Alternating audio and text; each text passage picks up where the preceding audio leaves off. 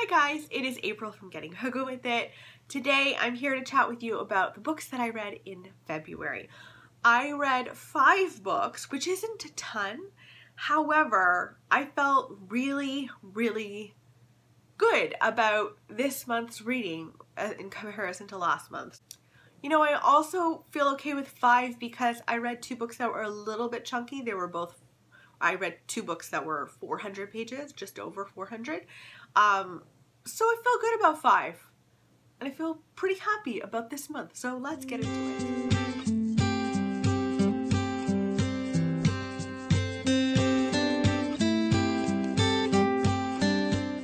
Okay, so in order of how I read it, we have The Aftermath by Ridian Brooke up first. This I gave 3 stars. Now, when I first started this, I was blown away, and I was blown away throughout the whole thing about the setting. This, I should mention, is about Germany just after World War II has ended. It's occupied by the English. We are following an English officer who is moving into a German home. They apparently used to kick out German people from their homes and then move in themselves. He decides not to do that. Instead, he's bringing his wife over, who he hasn't seen in ages, and he's going to live with his family and the German family who had always lived there under one roof. Kind of an awkward scenario.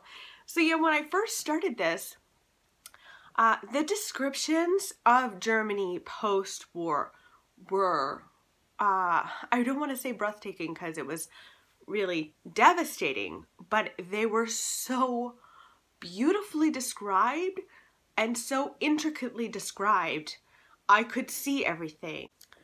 I'm just going to read a little portion of it because it was so impressive. The facade of a church stood on one side of the road with only sky for stained glass and the wind for a congregation.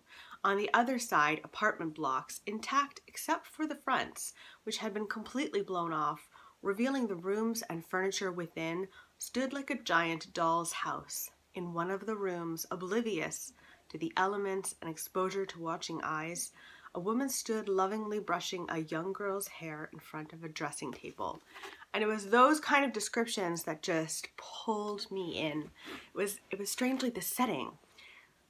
Sadly, the scenario with the 2 families living under one roof wasn't as uncomfortable as I wanted it to be. And it wasn't the focus. Like, all of these characters seemed to have other people in their lives that they were focusing on.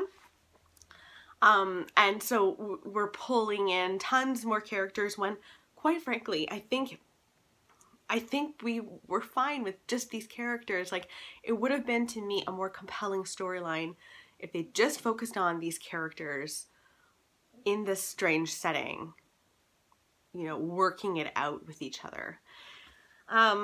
So I ended up giving it 3 stars. I loved the descriptions, especially at the beginning. But it just didn't get there for me in terms of the characters, and I wanted more. So next up is a 5-star. This is the only 5-star on the list, and it is Washington Black. This was amazing. This follows a young black boy who is a slave. We meet him in the South. He's a slave. And then he goes on many adventures. Like, he ends up in the Arctic. He goes to England. He goes to Morocco. Like, he goes all over the place. And it really is an adventure story. But I have to say, what impressed me so much with this, well, the writing style itself, the writing itself is stunning. But I could not put this book down. I was flipping the pages like crazy. It has the twists in here are like twists in a thriller. If you like thrillers and want an introduction to historical fiction, I would suggest reading Washington Black, because something crazy was happening throughout the whole thing. the other thing that I adored about this book were the characters. Our main character, Washington Black, you are obviously rooting for him throughout this whole thing. He starts off as a slave, and he meets a man, his owners, oh, I hate even using that word. The man who's enslaving him, that's probably better. The man who is enslaving him invites his brother to come and live with them for a little while. And this brother was an abolitionist, and he takes Washington Black on all of these adventures. It's not like Washington Black really signed up for any of them, and yet there he is. And the other thing that I liked about this was that it explored the dark side of white men with good intentions. So this abolitionist, I'm trying to remember his name, my goodness. Christopher Wilde. So Christopher Wilde had, I think, very good intentions, but he still used this black boy and discarded this black boy, and he was just he wasn't flippant about it because he cared, I think, about Washington Black, but he didn't know how to treat him properly, like an equal. And I thought that was so good to explore because, you know, in a lot of books and stuff, abolitionists are just characterized as being these, you know, heroes, heroes for the cause. And I'm sure many of them were, and not everyone had the inability to treat people like they're human, like truly equals. But it just explored that, and yet you still liked Christopher Wilde, but you also were, I struggled with him. I struggled with him for sure. There's a section in here about an aquarium, and Washington Black and several other people collecting animals for this aquarium that they'll put on show. There was an interesting juxtaposition between that and slavery, and I think it was getting to that point, and trying to make that point, and I really enjoyed that. In any case, I thought it was really, really beautifully written. 5 stars. Wow. The next book I read was Alex by Pierre Lemaitre. I enjoyed this, but I gave it 3 stars. So let me explain. I loved the twists and turns. This author does twists and turns in a thriller that you will never see coming. At least if you're me, I have never seen his twists coming. They're wonderful. They're out of nowhere, and they shock you. This book shocked me. It's about a woman who's kidnapped, put into a tiny cage, and her abductor is just watching her die. That's all he wants to do, is just watch her die. So we follow her, and then we follow the detectives trying to find her. Now, I didn't like the detective portion. I'm still struggling with finding a detective book that will make me like that kind of subgenre. But it hasn't happened yet, and it certainly didn't help in this. In fact, it kind of goes from, like, you read one chapter from Alex's perspective, another chapter from the police detective's perspective, and I would just kind of flip through the police detective's part because I just don't care, and it didn't bring anything new to light. So that was kind of a downer. But then I also really struggled with the way that the women's body was referred to in here.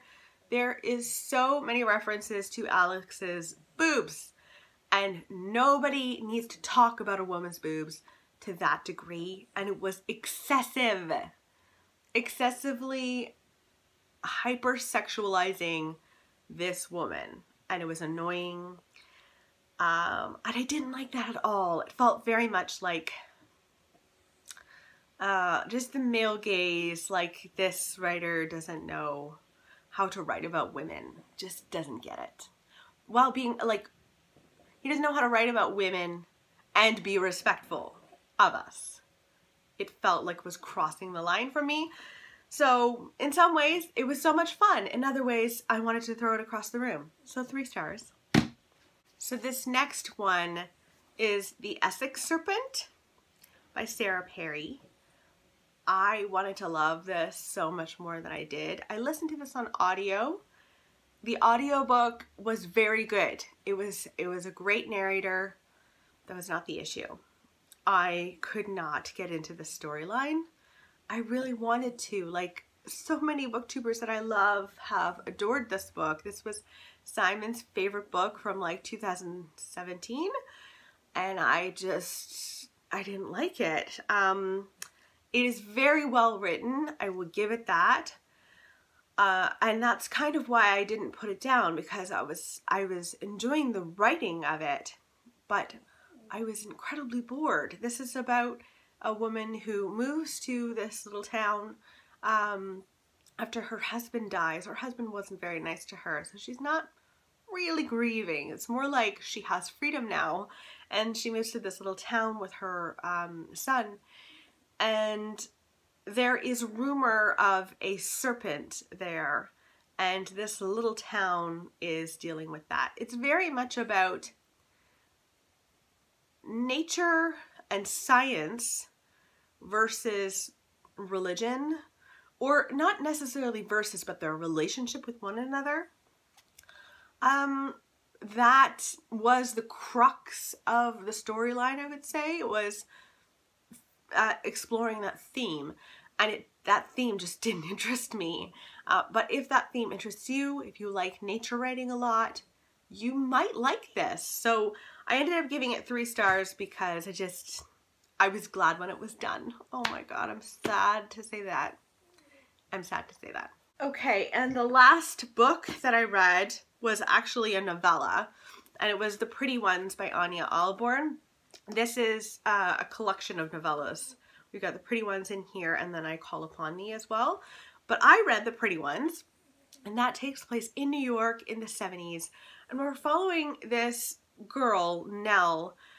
I guess she's a woman. She lives with her brother, and she kind of takes care of her brother. She's the only one who has a job, and we follow her at work, where she feels very much like an outcast. The girls that she works with are very beautiful. They're the pretty ones, and she does not seem to fit in, or she doesn't feel like she fits in, and she desperately wants to, like really badly wants to, and yet she doesn't. And it's also the summer of Sam, so girls in New York are going missing. Girls, I think specifically with dark brown long hair, are going missing. And so girls at this time are like dyeing their hair blonde and chopping it off because they don't want to be the next victim, which I thought was really interesting. And slowly but surely we see girls that Nell knows starting to go missing, and she's suspicious about who in her life might be doing this. So I liked the premise, I think, more than I liked the book itself. It was very slow. I liked the writing style very, very much. It's very much a character-driven kind of writing style, which I enjoy, and I also think is very different for the horror genre to have it based on character and the character pushing it through. But I have to say that I missed a little bit of plot pushing it through. I wanted a bit more of that, if I'm being totally honest.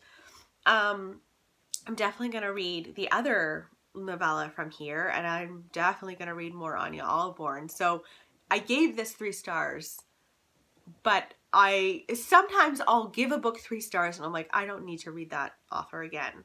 In this case, I'm like, I definitely need to read that author again because I loved her writing style that much. It really just was that the plot was way too slow, and I was not scared. That was the other thing. I was never, ever, ever scared in this book, and I kind of wanted, like when you pick up horror, at least for me, I want to be scared. I love being scared in the weird way, but it just didn't do it for me. So 3 stars, but hopeful about reading more of her books in the future. So those were all of the books that I read in February. Not bad. Even though I gave so many of them 3 stars, I felt so much better about this month's reading than last month's, because last month sucked. Let me know in the comments below what was your favorite book that you read in February. I would love to know, and I will talk with you soon. Okay, bye guys!